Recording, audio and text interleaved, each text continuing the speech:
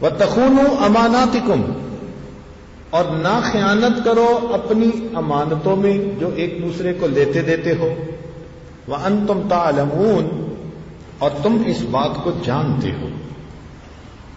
چنانچہ امانت میں خیانت، اس کو شریعت نے گناہ کبیرہ بتلایا۔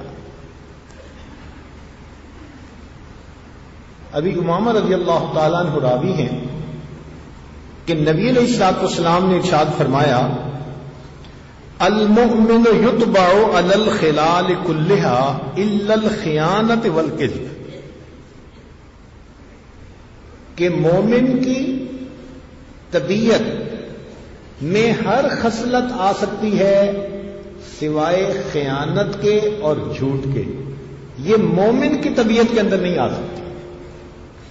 باقی گناہ تو وہ کر بیٹھتا ہے، لیکن خیانت اور جھوٹ یہ دو ایسے گناہ ہیں کہ مومن اس کا مرتکب نہیں ہو سکتا۔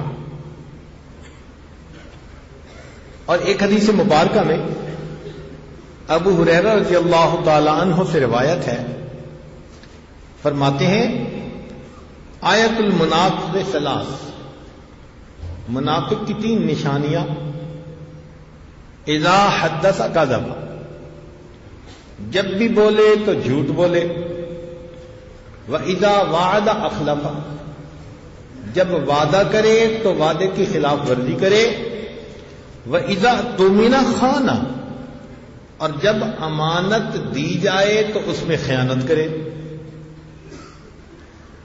شریعت نے اس امانت کو اتنا بڑا عمل جان لیا